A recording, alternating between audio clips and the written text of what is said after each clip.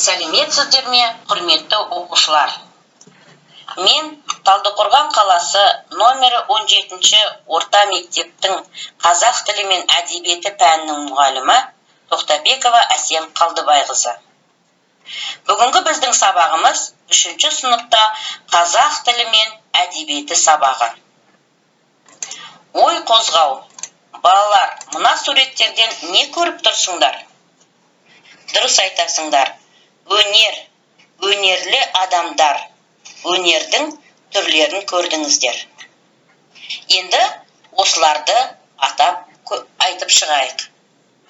Ән өнері, айтыс өнері, зергерлік өнер, мүсін, сазгерлік өнер, сурет, күй өнері, бұлардың барлығы өнердің түрлері болып саналады. Сабағымыздың тақырыбы өнерлі отбасы. Сабақтың мақсаты тыңдаған аудио бейне материалдардың мазмұнын түсіну. Тыңдаған материалдардың мазмұны бойынша сұрақтарға жауап беру және сюжеттің даму желісі бойынша иллюстрациялар орналастыру, кесте толтыру, мазмұндау. Бағалау критерийлері тыңдаған мәтіннің мазмұнын түсінеді, тақырып бойынша әңгіме құрайды, сұрақ құрастырып, оған жауап береді. Балалар, әр отбасы мүшелері қандай өнермен айналысады? Әкем домбыра шертеді, дұрыс айтасыздар. Анам тігінші, інім биші, сіңілім әнші. Жақсы балалар. Оқылым дағдысын дамыту мақсатында осы берілген мәтінді оқып шығайық. Менің отбасым өнерлі. Атам белгілі зергер. Ол кісі күмістен сырға жасайды. Әкем домбыра тартады. Ағам суретші. Інім ән айтады. Анам киім тігеді. Мен пианинода ойнаймын. Біз өнерлі отбасы байқауына қатыстық. Біз 2-ші орын алдық. Жақсы. Мәтін бойынша сұрақтар құрап жауап берейік. Атамның қандай өнері бар? Что умеет делать мой дед? Атам зергер, дедушка ювелир. Менің қандай өнерім бар? Что умею делать я? Мен пианинода ойнаймын. Я играю на пианино. Біз қандай байқауға қатыстық? В каком конкурсе мы принимали участие? Біз өнерлі отбасы байқауына қатыстық. Менің отбасым байқауда нешінші орын алды? Какое место заняла моя семья в конкурсе? Байқаудан 2-ші орын алдық. Мы заняли 2-е место. Құрметті оқушылар, бейне роликтен отбасылық өнер туралы тыңдайық.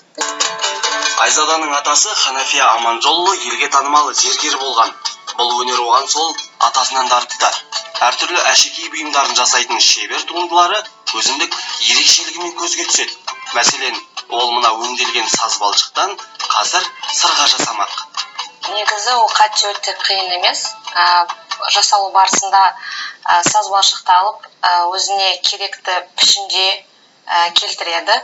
Ол жұмсақ саз балшық сияқты кейпінде болады. Одан кейін духовкаға 10 минутқа 150 градуске саламыз. 150 градустан кейін оны алып шығып, кебуге мүмкіндік береміз. Ол кепкеннен кейін өзі қатып, өзінің пішінін сақтайды. Сонымен қоса жас шебер өзінің жұмысында әртүрлі металдар мен тоқыманы қолданады. Әшекей бұйымдарының бөлшектерін Ресей мен Германиядан арнайы алдыртады екен. Бізде Қазақстанда ол енді дамып келе жатқандықтан, біздер ғаламтор арқылы шетелге тапсырыс береміз. Ол бізге жету арақашықтығы ол 1-2 апта, ең ұзақтығы 1 айға созылады. Бөлек-бөлек бөлшектермен тапсырыс береміз. Бізге келгеннен кейін оны өзінің дизайнын құрап, пішінін құрап, оны жинақтаймыз. Осындай қолөнерді жетік меңгерген Айзада шәкірт тәрбиелейтін деңгейге жетіп қалды десе де болады. Және алғашқы шәкіртін де тапқан сияқты. Айзада мен әпкем болып келеді. Ол қолөнермен айналысқанға мен өте қатты қызығамын. Және де қазірден бастап өзім де үйреніп жүрмін. Болашақта өзім осы кәсіпке айналдырғым келеді. Айзада тек зергер ғана емес, киім дизайнері. Ол өзінің сән үлгілеріне ұлттық нақыштағы ою-өрнектерді қолдануды жөн санайды. Өнерлі қыз жақында өткен республикалық жас модельерлер байқауы. Жақсы, құрметті оқушылар, осы бейнероликке байланысты тірек сөздерді атайық. Зергер, күміс, сырға. Зергер деген кісіні әртүрлі бұйымдар жасайды. Ол бұйымдарды металдан, алтыннан, күмістен жасайтын адамды зергер деп атаймыз. Зергер күмістен сырға жасайды. Бұл үлкен өнер. Бүгінгі сабағымыздан білген өнер түрлерін Learning Gaps бағдарламасы арқылы пазлмен құрастыру ойынын ойнайық. Ал балалар, ойын ойнауға дайын болсақ, бастайық. Би өнері. Мына берілген сөздерден би өнеріне қатысты сөздерді тауып алайық.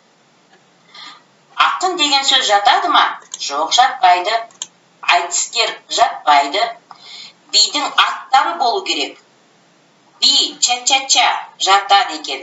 Яғни пазлдан суретіміз шығу керек. Жақсы. Тағы бір өнеріне. Би өнеріне. Танго, вальс. Жақсы. Ән өнері.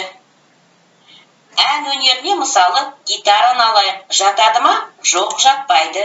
Ендеше қандай ән бар? Қамажай әні бар. Әйгөлек әні бар. Тағы да қандай ән бар? Менің Қазақстаным әні бар екен. Я, жақсы. Келесі сөз өнері. Сөз өнері келеді. Жатқызымыз ақындарды. Кімді жатқызамыз? Ақындарды жатқызамыз. Айтыскерлерді, шешендерді жатқызамыз. Саз өнері. Саз өнеріне оқушылар аспаптарды жатқызамыз. Гитара, пианино, домбыра. Қол өнері. Оған не жатады? Тігінші, мүсінші, зергер жатады екен. Жарайсыңдар балалар. Барлық сөздерді дұрыс орналастырдыңдар. Біздің пазлымыз құрастырылды. Енді балалар, сабағымызды қорытындайтын болсақ, біз мынандай бағалау критерийлерге қол жеткіздік. Оқушылар, оқу мәтіннің мазмұнын түсінді. Оқушылар мәтінге сұрақтар құрастырып, оған жауап беруді үйренді. Үйге тапсырма. Өз отбасы мүшелерінің өнері туралы шағын әңгіме жазыңыздар. Кері байланыс берейік. SMS әдісі арқылы. Өте жақсы түсіндім. Мен үшін қызықты болды. Көк түспен жазып жібересіздер.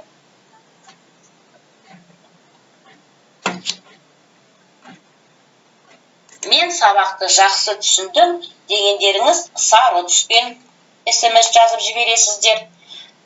Тақырып бойынша әлі де ізденуім керек деген сөзді қызыл түспен SMS жазып жібересіздер.